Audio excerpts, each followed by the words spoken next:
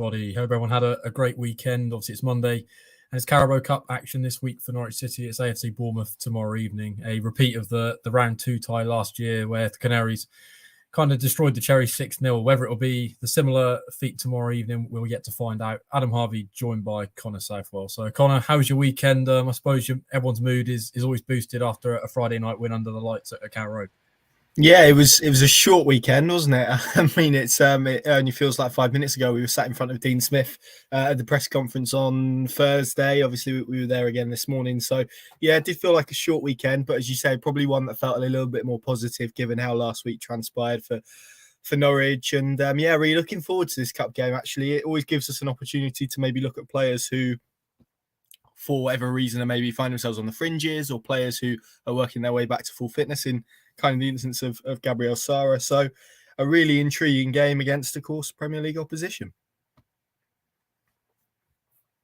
Yeah, exactly that. I suppose in terms of the team news, I'll bring everyone up to date. I suppose the most important two there are Sam Byram, who is back training, who looks like he's going to be in amongst that matchday squad tomorrow evening, and Adam Eda's the other one. He's been training since the back end of last week as well, so we're expecting him to be amongst the substitutes bench. Smith said he's not one he's expecting to start, but very positive news there, Connor, in the front of those two being back. And what do you maybe expect in terms of the opportunity for Sam Byram tomorrow night? Obviously, with the injuries, we've got a fullback at the moment. Only Max Aaron's really the only natural fullback that's fit. So what big an opportunity does that sort of provide for Sam Byram? Yeah, massive, and probably more so for Norwich, because obviously we've had Kenny McLean filling in at left back over the last couple of games, and even though I think he's been fine, I think there's been some issues with that. Not necessarily his fault. There was one instance late on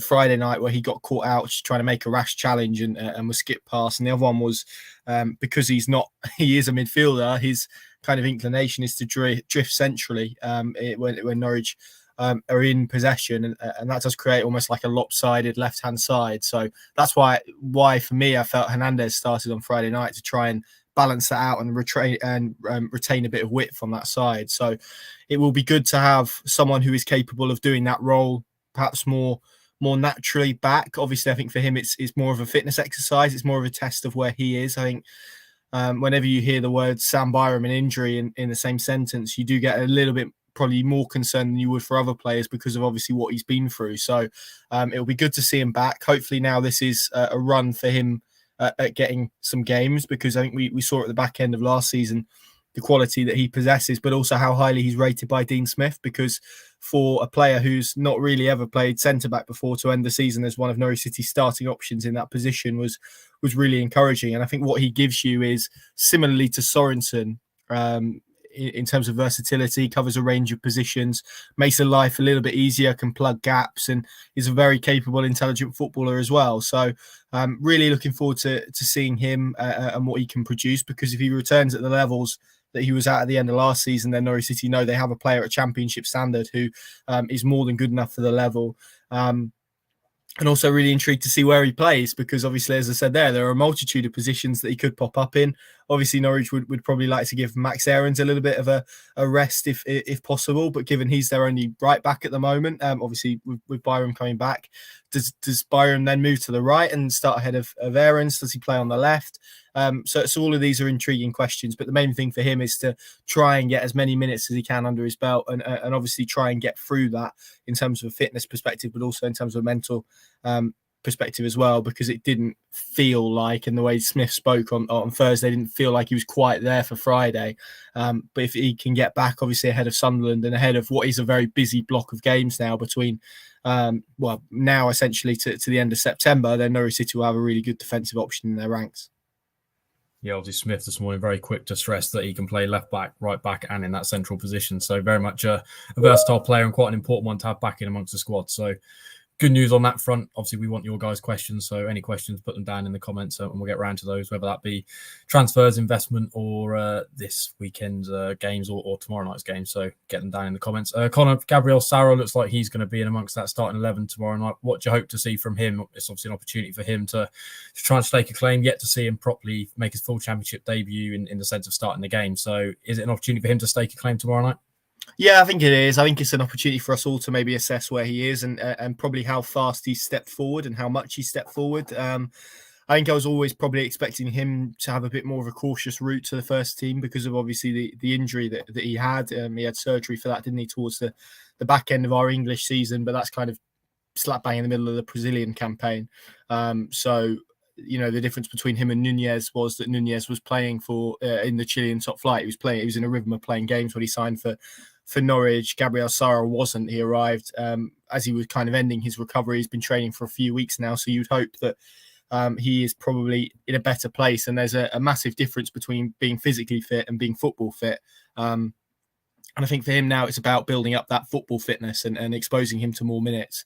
And what I liked from him in the last round was he was a player who wanted to get beyond the ball in attacking areas. He would quite happily burst past Jordan Hugill to make a run into the box. And that's already kind of very small and at a very early stage, but something that Norwich City possibly don't have in their midfield. They've got a lot of players who want to come to feet and who want the ball in tight spaces, but no one really willing to kind of stretch the back line. And that will in turn, if they do end up with Timu Puki back there, create a lot of space for him, I would imagine, in attacking areas. So I'm really excited to see where he's at more than anything else, because as you rightly say there, we've not seen too much of him since he signed from Sao Paulo. And I think we're all probably anticipating what sort of player we're going to get, because we've all looked at the success of Marcelino Nunez, and the first impression that he's made has been so impressive. And Dean Smith was quick to stress on Friday night that he didn't think that he's fully up to speed with the Championship yet, which is a frightening prospect. So if Norwich, as someone has commented,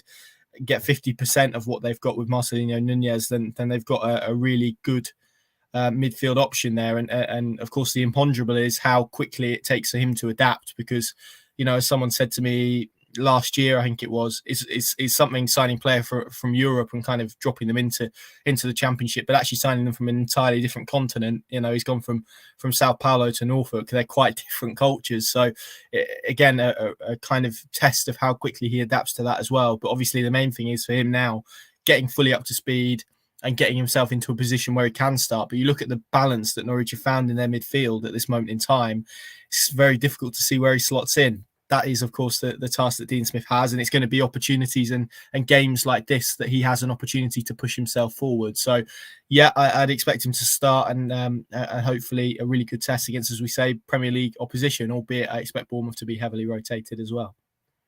Yeah, you look at that last cup game against Birmingham, someone like Sinani really took his opportunity that night, and we've seen him start the last two games in the Championship. Obviously very unlucky to miss out at Hull to not even come off the bench, but the last two games we've sort of started to see in the Championship that link up that he's got with Kieran Dowell and Sinani. So a huge opportunity for a lot of other players. I think Aaron Ramsey's one I want to ask you about. Is this an opportunity for him? We've seen him come off the bench a few times, and Smith obviously knows him very well from their time at Villa working together. So is this sort of an opportunity for him to try and prove a point? Because, he's going to obviously be competing with the likes of Sinani and Cantwell and Dowell. So big opportunity for him tomorrow night.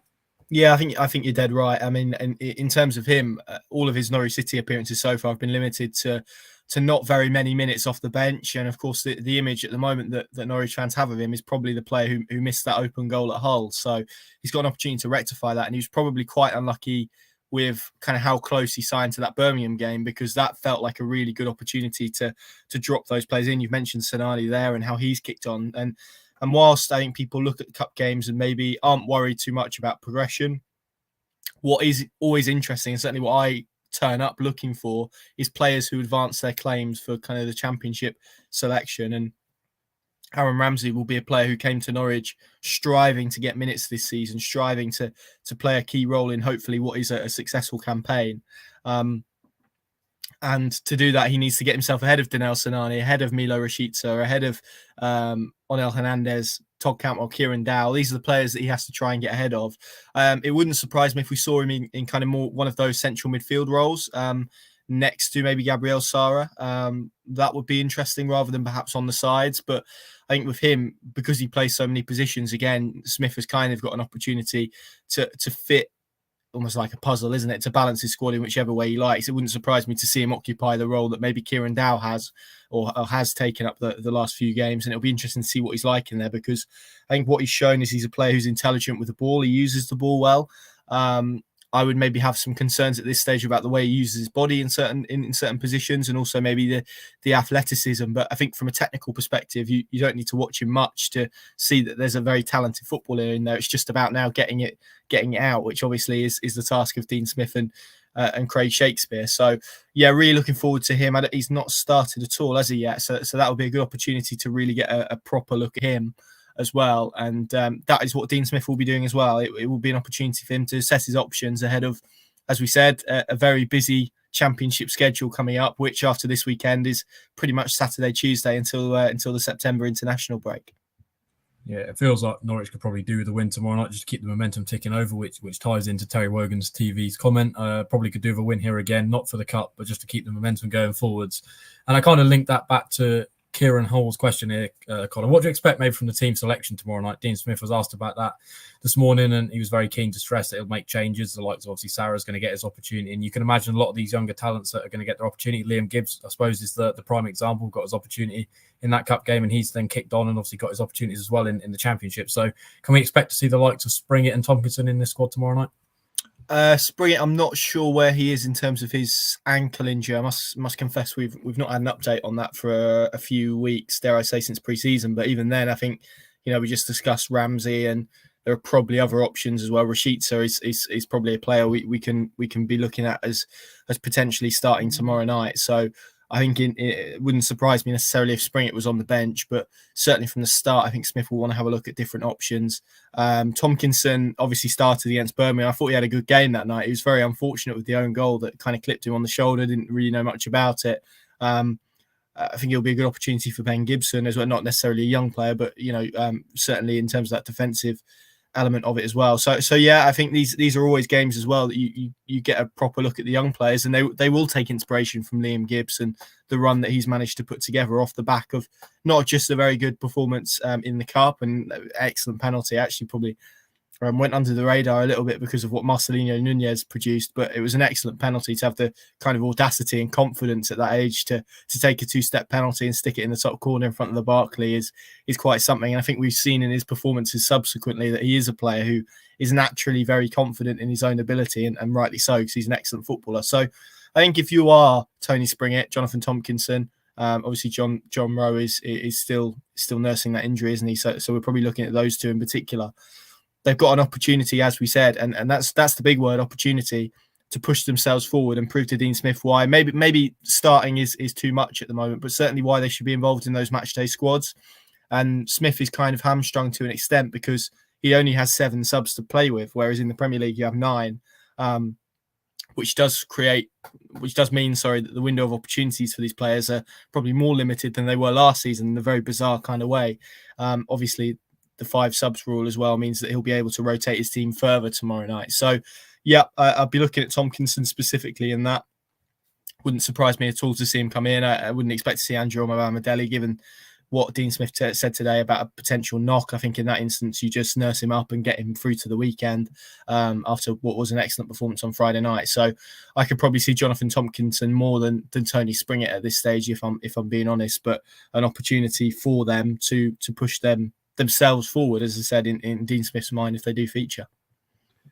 I see Bournemouth approaching this, Connor. Obviously, they've been beaten quite heavily in their previous 2 games, 3-0 against Arsenal at the weekend. Was it 4-0 against Manchester City the weekend before? Did get the victory over Dean Smith's Aston Villa side in terms of his sort of supporting and previous side. So you can imagine they're going to be coming to Carrow Road looking for revenge as well. Scott Parker was in charge when they came here last season and got that 6-0 drubbing. So how do you see them approaching this one? You imagine they're going to make a lot of changes, and what can they potentially offer Carrow tomorrow night?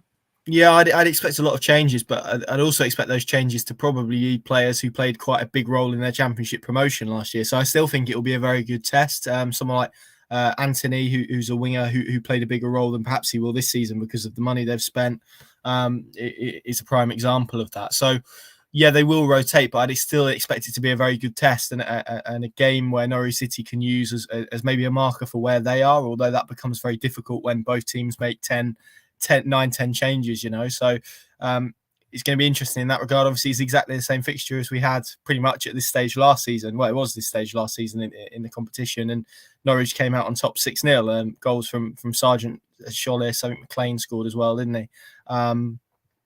So Yeah, was it Rupp? Might have been Rupp actually. So I think it is going to be interesting to see how they both line up and how close to a Premier League starting 11 this is from Bournemouth's perspective. I think for Scott Parker, given obviously the result on the weekend, I think they've got, is it Liverpool they've got this weekend? That's another tough game. It's not too dissimilar to the start that Norwich City had last season, albeit they beat Aston Villa on the opening day. Their priority is clearly going to be on one thing, and that's Premier League survival. So I wouldn't expect him to be too upset if they exited the competition at this stage. I think both teams will probably be looking at progression as an extra opportunity to play those players who probably won't feature too much in their individual campaigns, rather than perhaps obviously winning the competition. So it'll be an interesting game in that regard. But yeah, I would expect Scott Parker to rotate pretty heavily. Yeah, we'll delve into the comments in just a moment in terms of the transfers. But a man who spent second half of last season on loan at Bournemouth, Todd Cantwell. Is there an opportunity for him tomorrow night? He missed out against Millwall. Smith saying he just wanted to shake the team up a bit, and Cantwell was one of those that got dropped. But an opportunity for him tomorrow night to try and prove a point to maybe Scott Parker that he should have been maybe part of that Bournemouth squad. They obviously had the option to make it permanent, £11 million, but decided against it. And we've seen some fairly positive signs from Campbell so far this season. Looks quite hungry and determined. So if he gets his opportunity tomorrow night, do you expect him to put in a good performance? Yeah, I think so. I think it's that exactly what you said there. It's that hunger, isn't it? That response from losing his place on Friday night. And that, again, it's very rare that you get an opportunity, and the Cup provides a natural opportunity after kind of back-to-back victories. You get an opportunity then to kind of stake your claim in the team. If that's kind of in October, November, and you're out of the Cup competition, then you're probably looking at a prolonged spell on the sideline whilst the team just relentlessly wins games. So he's got an opportunity, and of course it's now up to him to take that, to prove why that omission should just be a one-off. And again, I do think he's unlucky in the sense that it felt more structural rather than sort of personal, why Dean Smith dropped him out. And you're right, there has been good moments. I think we do need to see some output from Todd at some point, and that's probably the next step to marry up the positive performances and the green shoots that we saw. Cardiff probably the best example of that, although he was pretty good in Norwich City's best spell at Hull as well.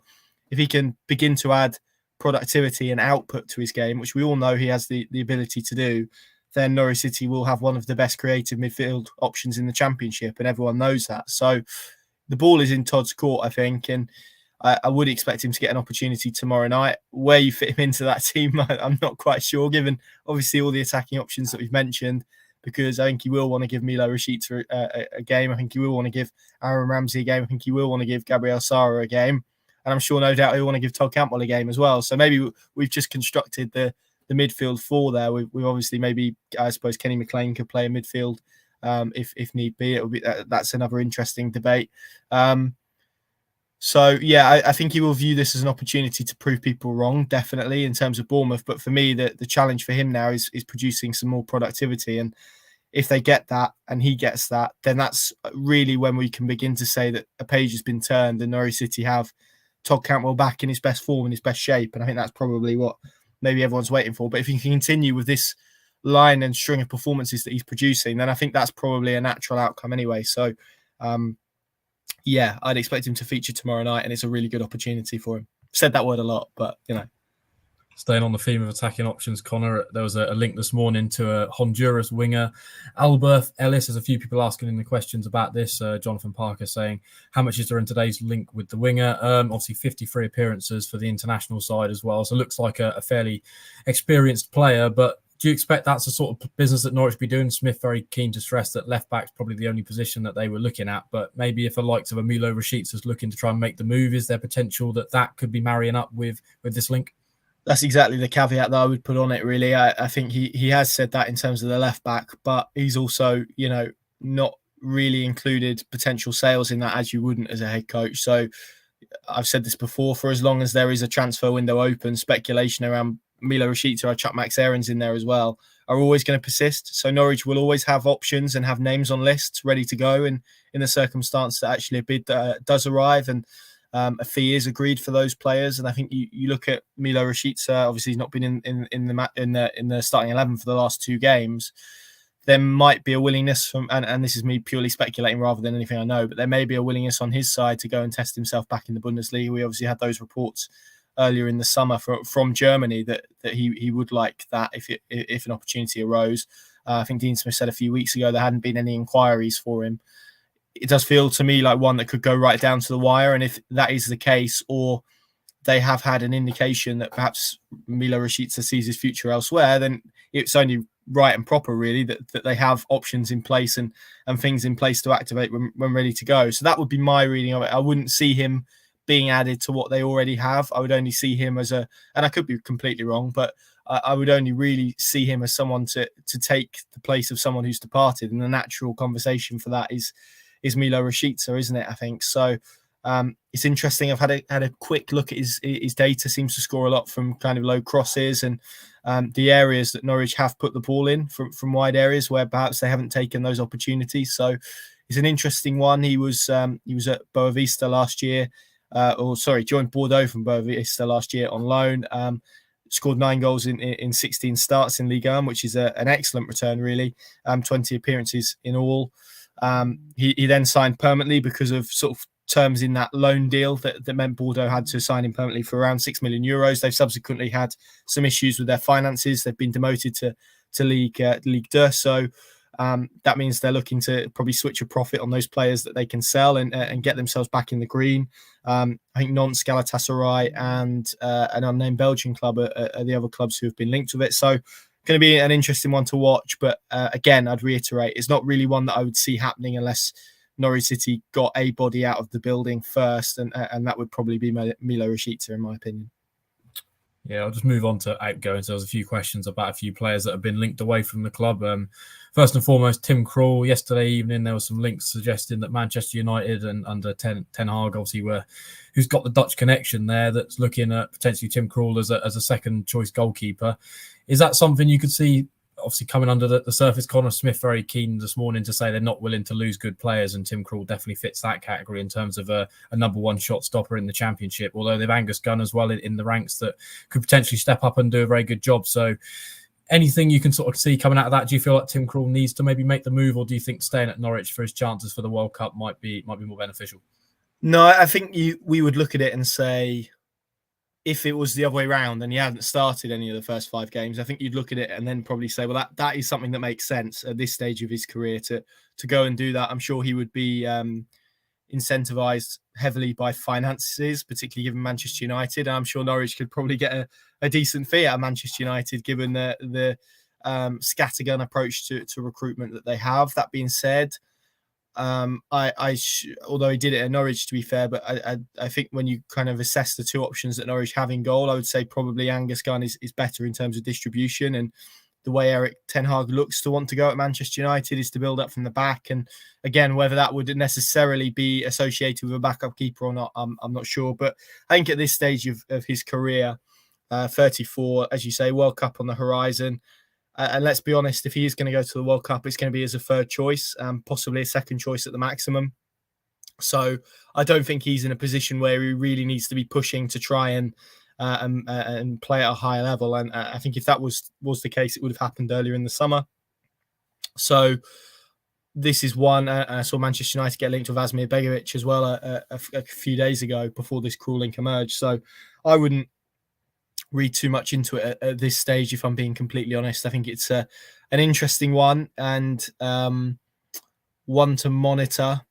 I think it would take a big offer for Norwich City to accept. And let's be honest, if they got a big offer for a 34-year-old goalkeeper, then that, who they signed on a free transfer as well, that is a successful piece of business. So unless Manchester United stumped up a really sizable offer, which is entirely possible, as I said, given the scattergun approach to it, I don't really see a lot in this. And then, of course, you have to get into whether Tim Krul would want to go somewhere to be a second choice goalkeeper. I never really got the sense that he's that type of character. To be frank, I think when he speaks, he always gives the impression of someone who loves to play games and wants to play a lot of games, especially considering that period he had with his injury, where he had.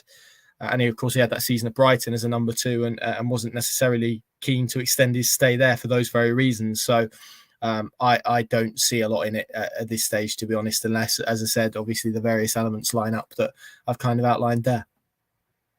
Yeah, you kind of touch on his age and the fact he's got a young family. They've seemed very settled in Norfolk. You'd hope that that's kind of on his mind as well. A lot of these sort of younger players maybe look for that big money move, but someone like Tim Krul probably considering his family as well. We'll be live for about another 10 minutes, so any more questions, get them down in the comments and we'll try and get around to them before the end of the show.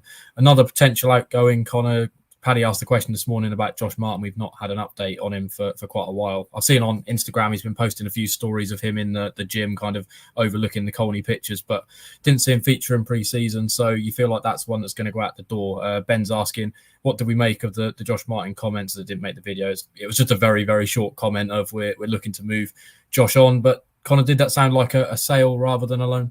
Yeah, I think that's been our understanding all summer, really, that they would want to get a permanent deal for him if they possibly could. I think there was quite a bit of interest earlier in the window. Obviously, these things take time, particularly if clubs are offering loans and Norwich City want a permanent. It's probably in their interest to then kick the can down the road a little bit and try and wait to see if a permanent opportunity arises. I think it's a real shame because obviously Josh Martin kind of burst onto the scene in that last championship title winning season, didn't he? Scored that goal against Sheffield Wednesday. There was a start at Stoke where he performed pretty well as well away that I recall, and he looked to be the next one who was kind of on the cusp of breaking into the first team on a consistent basis. I have to be honest, I always got the sense that he was a player who would probably have more of a chance under Daniel Farke than he would under Dean Smith, and I think that's based off what we've seen and how much emphasis Dean Smith has put on physicality and athleticism. And that's not being disrespectful to Josh Martin. I just think he's a different type of player, and there are different fits, and that's understandable as well. I also think there's a little bit of luck involved with his journey. So the loan to MK Dons last summer, for example, was when Russell Martin was in charge. A few weeks after that was confirmed, he leaves and goes to Swansea. Liam Manning then comes in and doesn't really fancy him. So that's tough to take as a young player. He, of course, spent the second half of the campaign on loan at Doncaster. Did very well there by all accounts, but was in a team who was pretty much doomed by the time he got there, and subsequently got relegated pretty badly. So that didn't necessarily help him. And of course, those quotes from Russell Martin last summer when he signed for MK Dons saying there were championship clubs interested.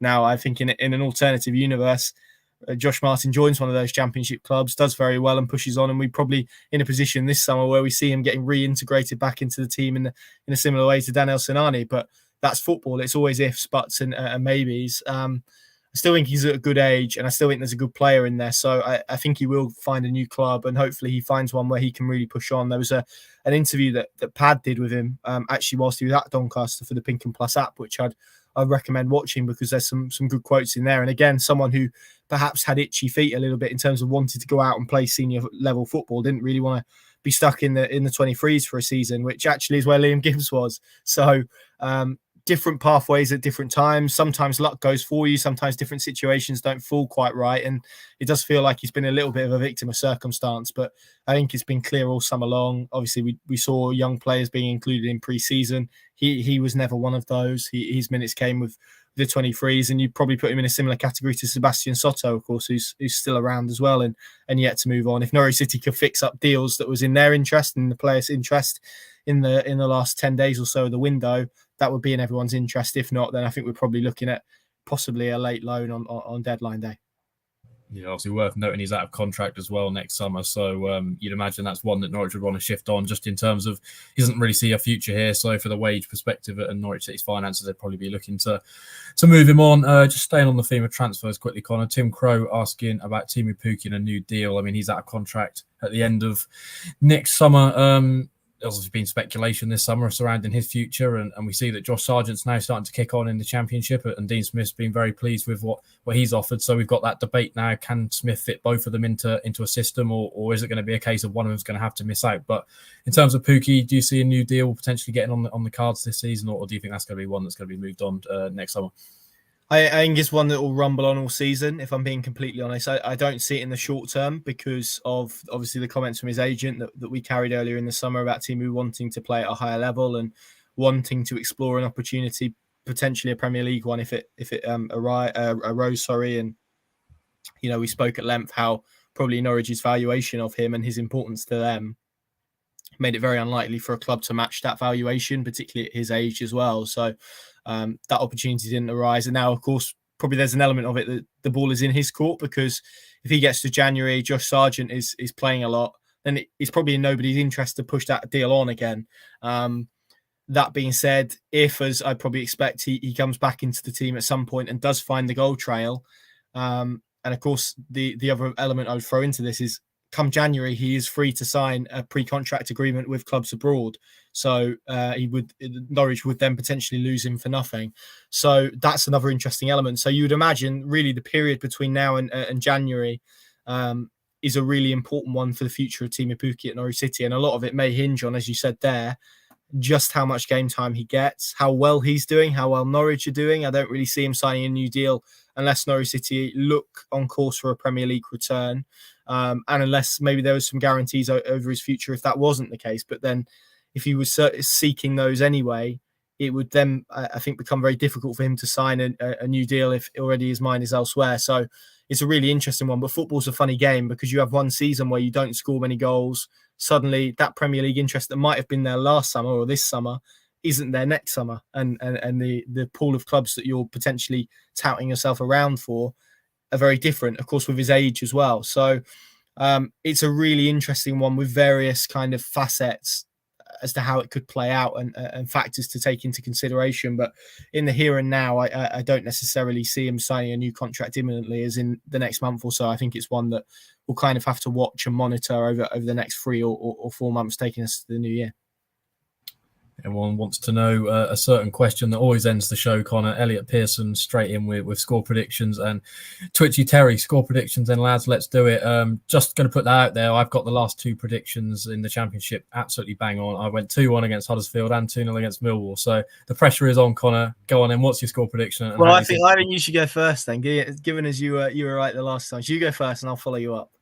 You know what? I can see a bit of a goal fest and a bit of a 3-3 draw, and then we go straight to penalties, and Nunes is going to chip the goalkeeper Panenka to send Norwich through to the next round, and then that absolutely stinks of Exeter away on a Tuesday night. Excellent. I don't like the last part, but the rest of it was good. Yeah, I'm with you actually. I can see this going to penalties, and I can see Norwich winning on penalties again. I'm going to go for a 2-2 penalty win. With who scored the winning penalty last time? Josh Sargent to come off the bench and score the winning penalty. There we go, Twitchy Terry. Yeah, 3-3. You heard it here first. We don't go for Adam's prediction. Don't go for mine because he, as he said, he's got it right the last 2 times. I don't want that sort of responsibility. So there we go. Elliot Pierce just asking if Adam Eder is available. That probably ties in. Well worth going to check out the Dean Smith press conference video ahead of this one. That's all up across our channels now. We've got all our pre-match build up across the Pinken and the Pinken Plus app. Adam Eder is available, but looks like he's going to be on the bench, potentially one that we'll get on in the latter stages. Me, you, Sam and Connor, Paddy, we'll all be at Carrow tomorrow evening to cover this one. So all your usual match coverage, all your post-match analysis and all your post-match reaction across our channels. So fingers crossed Norwich City can progress in the Cup as long as it's a home tie in the next round. If it's a long away trip, then I can forego them going out of the Cup for that. So keep it locked across the Pinken and the Pinken Plus channels. Enjoy the rest of your Monday, and fingers crossed Norwich City